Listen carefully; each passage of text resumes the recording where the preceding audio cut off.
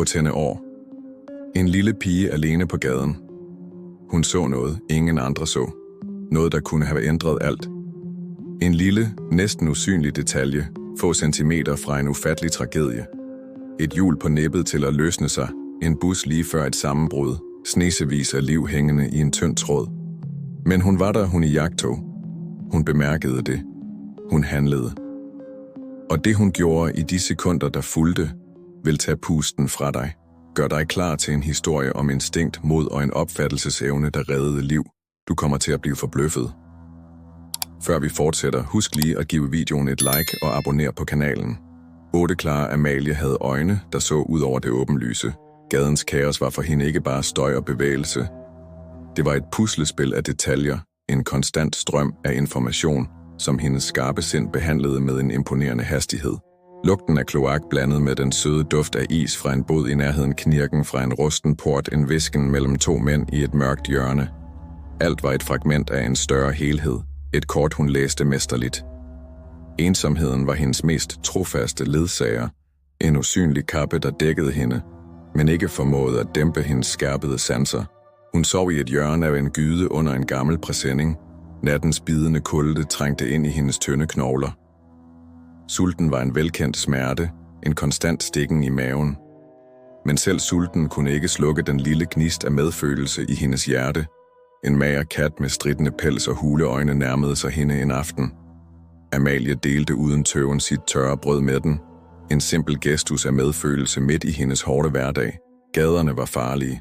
Hvert hjørne en potentiel trussel. Men Amalie havde udviklet en sjette sans for fare. En intuition, der advarede hende om mulige farer. Hun lærte at bevæge sig som en skygge, usynlig, iagttagende. Og så hårdt som hendes liv var evnen til at elske og føle medfølelse noget, hun nægtede at miste. Amalies blik bar en dyb sorg, men også en indre styrke. En beundringsværdig resilience midt i helvede. Der var hendes daglige virkelighed. Hendes følsomhed var hendes våben. Evnen til at observere den usynlige detalje, hendes skjold mod gaderne brutalitet. Den dag skinnede solen kraftigt på den varme asfalt.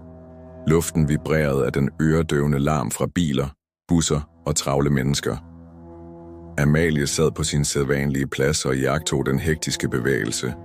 Mængden var en turbulent flod, og hun, en lille sten, modstandsdygtig over for strømmen. Så hun det. En bus på linje 17, klar til at køre, havde en næsten usynlig uregelmæssighed på det højre baghjul. En lille vaklen, en subtil bevægelse, der for et almindeligt barns øjne ville være gået ubemærket hen. Men ikke for Amalie. For hende var det som et lydløst skrig, et tegn på en forestående fare. Hjulet så løst ud lige på nippet til at falde af. Billeder af en forfærdelig ulykke, af sårede kroppe og forvredet metal oversvømmede hendes sind. Synet af den mulige tragedie fik hende til at fryse. Panikken greb hende, men lammede hende ikke. Hun vidste, at hun måtte handle, og hurtigt. Tiden var fjenden. Hvert sekund, der gik, var en trussel mod snesevis af uskyldige liv. Amalie glemte sulten, trætheden og frygten, rejste sig op. Hendes små bare fødder rørte den glohede asfalt. Hun løb så hurtigt, som hendes små ben tillod det, gennem den kaotiske strøm af mennesker, ignorerede de nysgerrige og ligeglade blikke. Åndedrættet stak i brystet, men billedet af hjulet, der var ved at løsne sig, drev hende fremad. Svetten løb ned ad panden, blandet med støvet fra gaden.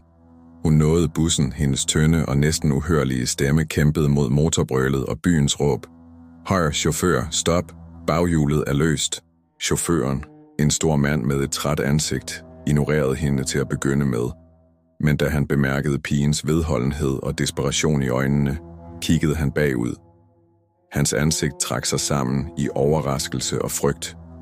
Han bremsede bussen brat op, sprang ud og bekræftede den forfærdelige sandhed. Hjulet var faktisk ved at falde af.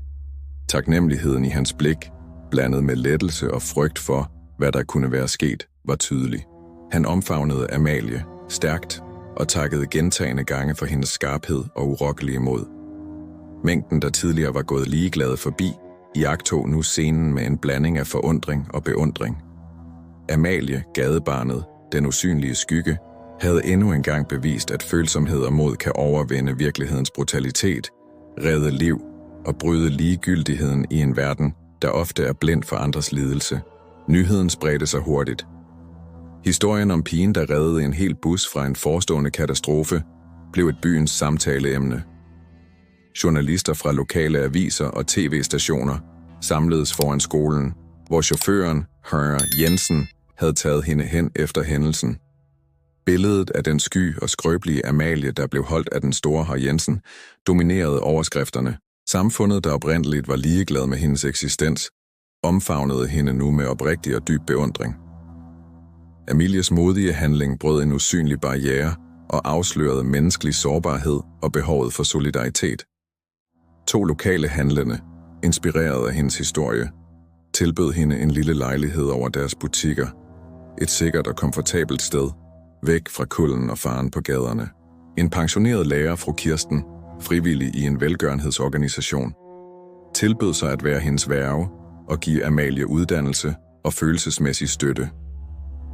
Andre mennesker, berørt af hendes historie, begyndte at donere, så hun fik adgang til nyt tøj, nærende mad og lægehjælp. Forandringen var gradvis, men dybtgående.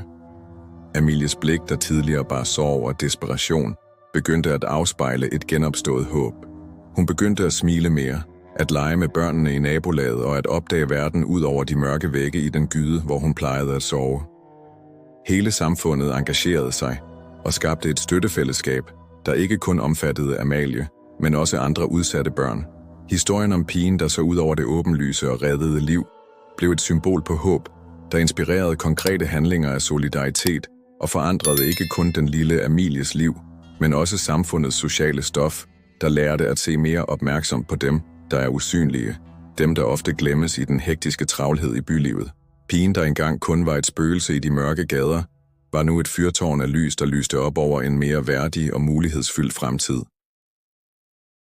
Pigen, der engang kun var et spøgelse i de mørke gader, var nu et fyrtårn af lys, der lyste op over en mere værdig og mulighedsfyldt fremtid. Amalies historie viser os, at selv på de mørkeste steder kan håb og medfølelse blomstre, og at en enkelt modig handling kan ændre verden. Vil du se flere inspirerende historier som denne? Abonner på kanalen, så du ikke går glip af en eneste video.